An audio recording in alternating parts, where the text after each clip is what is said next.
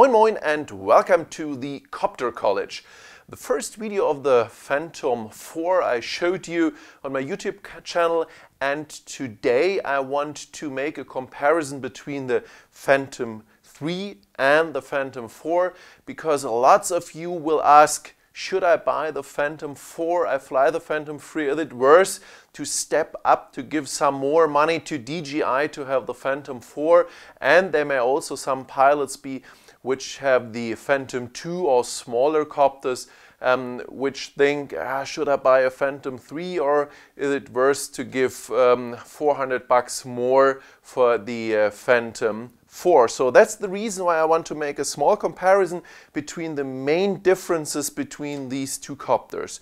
First of all, when you have a look at the copters, you will see that the Phantom 4 has a glossy look, white glossy look, also the remote control, and the charger of the Phantom 3 is black one, the one of the Phantom 4 is a white one, so it's a little bit like the Apple look, everything is glossy white, and it's a little bit more elegant. The outline of the Phantom 4 is a little bit more elegant. When you turn up the copter and have a look on from the top of the copter, you will see the arms are a little bit more elegant. The whole outfit is more elegant. And you have the gimbal plate of the Phantom 3. Here is the gimbal plate of the Phantom 3. And the Phantom 4 doesn't have this gimbal plate. When you have a look here at the camera, you will see that there's no gimbal plate. The gimbal is inside of the chassis and it's not longer outside. One of the reasons is no mechanic outside, and the other reason is it's a little bit more aerodynamic because the Phantom 4 has the sport mode where you can fly up to 20 meters per second, and to get this fast speed you have to be a little bit more aerodynamic. You see the big gimbal here, the gimbal plate outside is not very good in the wind, so that's the reason why this went into the chassis of the Phantom 4. And at the Phantom 3 you have the SD card slot and the USB connector on the gimbal, and here at the Phantom 4 we have these two here also at the side of the copter. It's fixed there, so it's a little bit more stable and a little bit more easy to use at the Phantom 4. Talking about the gimbal, not only the difference is the gimbal plate, but also how the camera is fixed in the gimbal. When you see here the Phantom 3, you see that the camera is fixed only on one side of the gimbal, and when you have a look at the Phantom 4, you will see that the gimbal is fixed on two sides. It's like an Y. You have two fixed points here and the camera is in the middle of the gimbal, so it's a little bit more stable. And maybe if you have a touchdown, a hard touchdown or a small fall from a tree or something like that, maybe the gimbal is a little bit more stable and you won't get any accidents on the gimbal to make a repair. We will see how this works in future. It's too early to say if the gimbal is really more stable than the old one. Talking about the camera, one of the most asked questions is the camera better which is in the Phantom 4 compared to the Phantom 3 Professional or Advanced? The Advanced has only 2.7K, the Professional has 4K. And the question is only a little bit, because the sensor is the same. We still have the Sony sensor, we have the 12 megapixel, we have the same lens, 49 degree field of field. We have the f2.8 lens inside the camera, and so there are no changes. Talking about the tech part, we have the 60 megabit data rate, and we have the 40 megabit per second data rate in the full HD resolution. Yes, and we have the same frame rates like we have in the P3, with one exception, and that's the exception in full HD. In the full HD mode we have by the Phantom 4 the slow-mo with 120 frames per second. You may know this from the Inspire 1 and the Osmo X3 camera. They also have, with the firmware update, the 120 frames per second frame rate. And one important point, if you use the slow-mo effect on the camera, you get a smaller field of view because they don't read out the whole sensor, the whole 12 megapixel, but they only read out the middle part, 1920 by 1080. So you don't have the 94 degrees field of view, you only have like 40-45 degrees field of view when you use the 120 frames per second slow-mo effect. So this is the only difference. DJI says that the lens has a better correction, so you may have less chromatic aberration, and the lines are more straight in the edges of the camera. You may know if you take a picture with the horizon in the top third of the picture, you see that the horizon is not straight but makes a little curve in the middle, and DJI says that this is corrected with the Phantom 4 lens. I have to check if it's true or not, but this may be one of the differences between the Phantom 4 and the Phantom 3. But basic specs, basic features of the cameras, both exactly the same. There's no upgrade in the frame rate, there's no upgrade in the data rate between these two copters except for the slow-mo effect. But let's be honest, who needs the slow-mo effect really, and especially with this small field of view? So yes, it's an upgrade, but it's not a major upgrade, which lots of you hoped to the Phantom 4.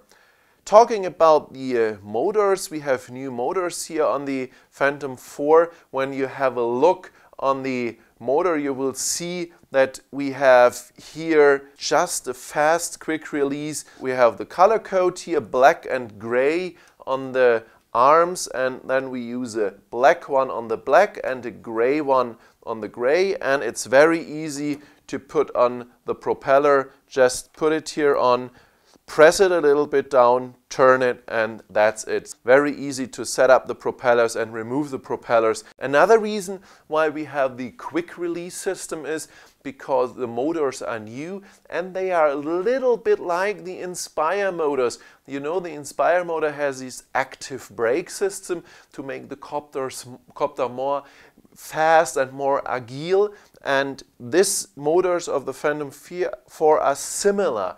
So that's the reason, because if you have the active brake system, you need a quick lock release or another system which fix the propellers very tight on the motor, because if you lower the rounds per minute, the propeller don't have to fly away, and that's the reason why we have here the quick release system on the Phantom 4. So it's not only easier to mount the propellers, but it's also safe, and we have to have these on the Phantom 4. The motors are a little bit higher, they have a little bit more power than the one on the Phantom 3, and that's why we have also the sport mode where it can fly very fast. If you look on the downside of the copter, you see here is the light of the arm, the red and green light, and if you look under the Phantom 3, you will see that the light is here in the middle of the arm, so a little bit closer to the chassis.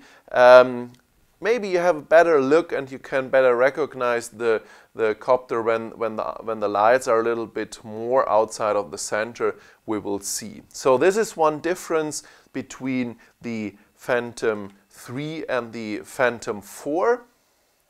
Oops, turn it off and turn it off. One major difference are the 2 points in front of the copter, and this is the obstacle avoidance system. So when you fly forward and the copter recognizes a tree or a wall or something like this, the copter will stop, will go higher, left and right or something else like this, and will fly around the obstacle. The only problem, in my opinion, is it works only in flight or camera direction, not to the right, not to the left, and especially not backwards. So if you fly backwards, there's no obstacle warning system.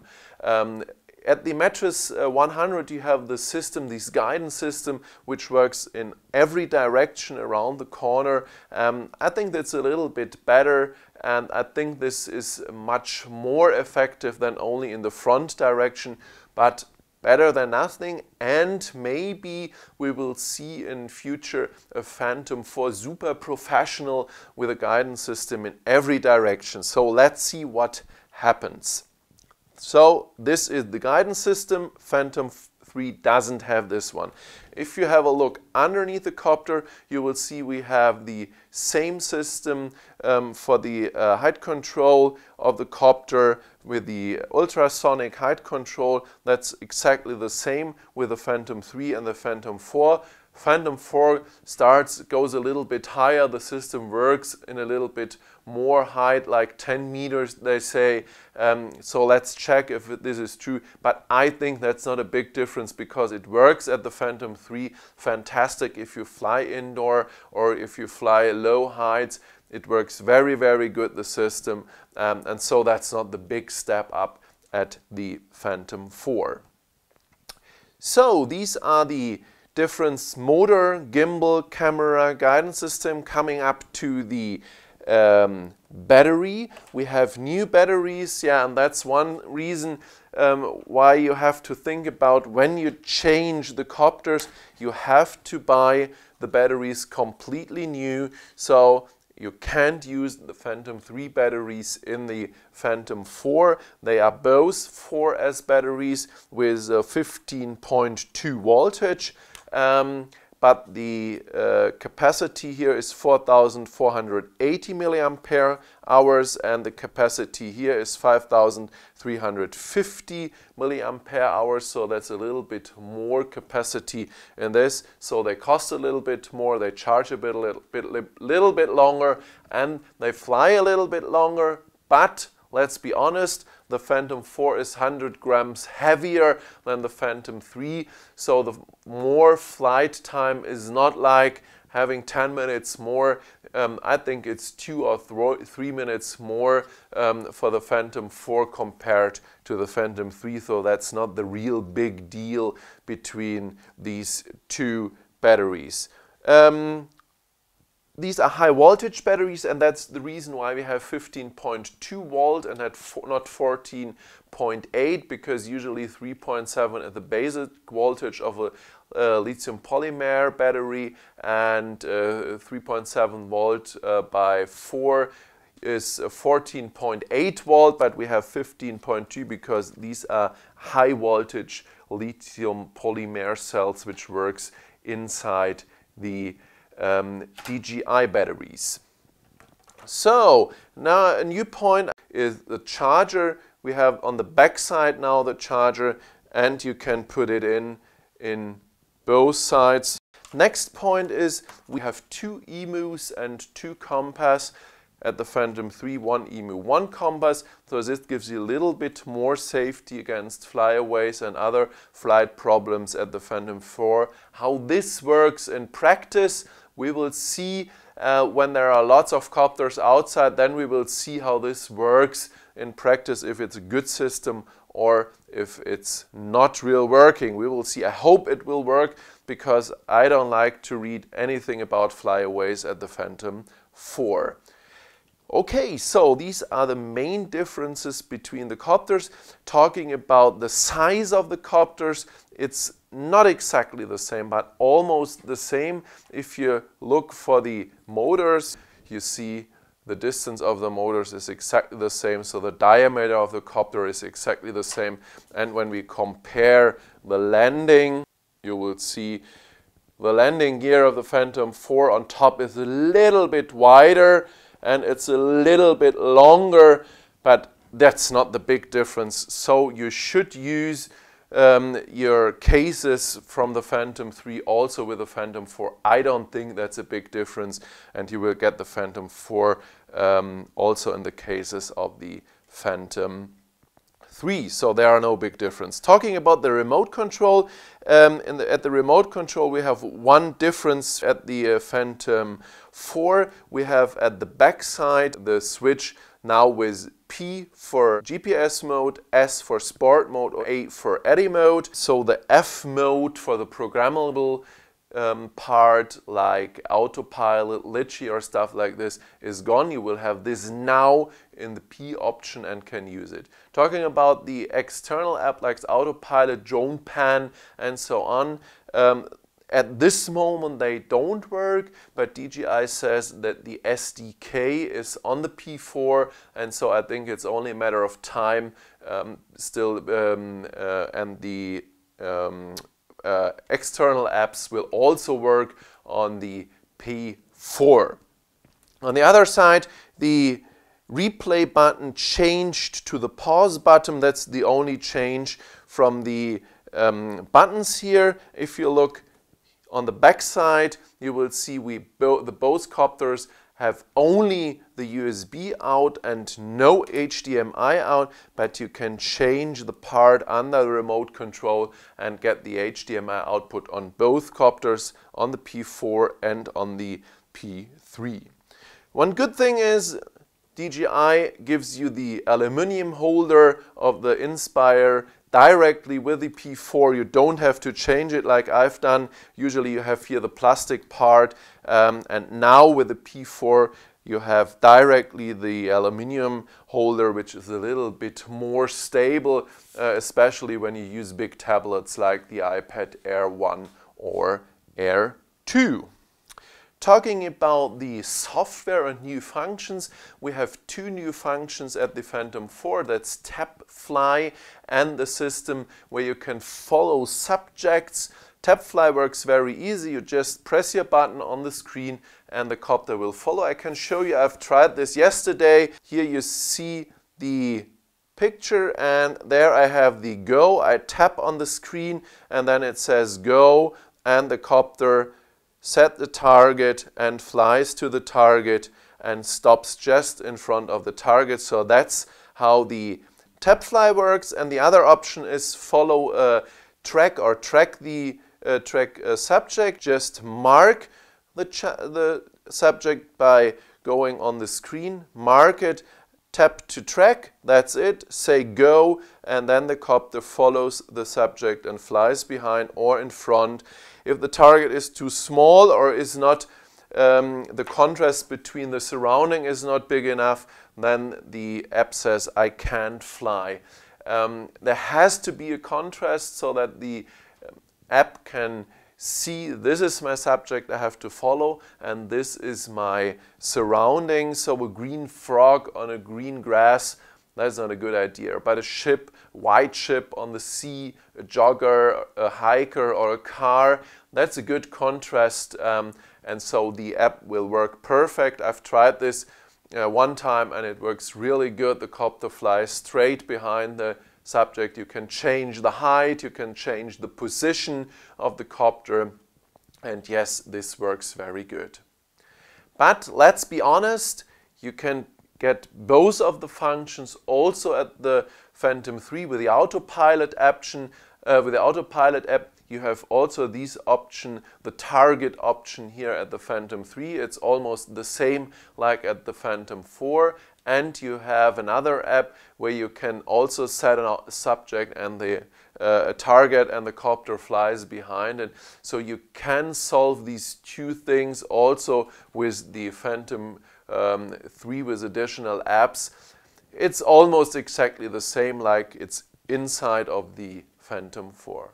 The other intelligent flight options, waypoint, point of interest, follow me, course lock, home lock, are the same at both copters, so there's no difference between the Phantom 4 and the Phantom 3. So these are the new functions, the two new functions we have in the Phantom 4. One thing when you look at the chassis, you will see that the Phantom 3 has these air outlets here on the side of the copter where the warm air can go out. These are, if it's a little bit foggy or the air have a high humidity, these are the parts where the water can come in and go to the electronic. The motors are no problem, even in rain not, but here at this parts there can get water inside the chassis, and that may be a problem. When you look at the Phantom 4, you see the chassis is completely closed. The only part is here where the battery compartment is, and under the wings here, or under the arms, here we have these small air holes, but that's all. So maybe the copter will fly in high humidity better and safer than the Phantom 3. One good thing, they changed the gimbal holder. You know that this was the gimbal holder at the Phantom 3, and I know some of you, I don't like it too. It's very, very difficult to put it in or put it on the gimbal, and now we have these plastic holder here. That's much easier. Just put the camera in, move it up under the arms, and that's it. Works much easier than at the Phantom 3.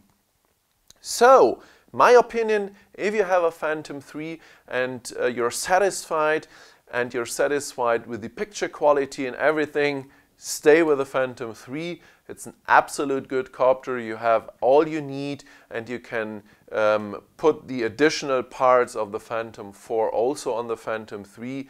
The only thing is the obstacle avoidance system and the sport mode and the quick release propellers. These are 3 points you can't upgrade your Phantom 3, but let's be honest, these are 3 points. If you are a techie, you will have this, but usually for video and photography, the Phantom 3 is a fantastic copter. If you don't have a copter now, you want to buy your first copter, or you have an old Phantom 2 and want to make the upgrade, then it's absolutely worth to get the Phantom 4 if you have the $400 more for the Phantom 4, because you get a real nice copter. It looks very nice, have fantastic new features inside, and so that's worth if you want to spend the $400 more to get the P4 Phantom 4. If you are a little bit low on budget, yes, the Phantom 3 is still a good choice. It's still a very, very good copter, and my suggestion is still the Phantom 3 Advanced to get the best price tag on this copter compared to the quality, compared to the options you have and everything. So the Advanced, in my opinion, is of the range the best price copter, the best priced copter in this range. This one is the newest one. If you're a techie and want to have all the time the newest stuff, then you have to go for the Phantom 4 and have a real good choice, a brand new copter with nice features and nice camera. That's it. Okay, so I hope it helped you a little bit to decide which copter fits your need better and which is it worth to step up from the Phantom 3 to the Phantom 4. There will come up more videos about the Phantom 4. I will show you some more videos, especially for the new functions, how they work and what to check if you want to use these new functions. I will check how the obstacle avoidance system works, and so they are coming up in the next weeks some more videos of the Phantom 4. That's it for today. Thanks a lot for watching my video. If you want to support me, you can use the affiliate link here to shop the Phantom 4. And yeah, that's it for today. Thank you for watching. Give me a like, subscribe to my channel, and I say, as always, thank you for watching me, and tschüss und bye bye.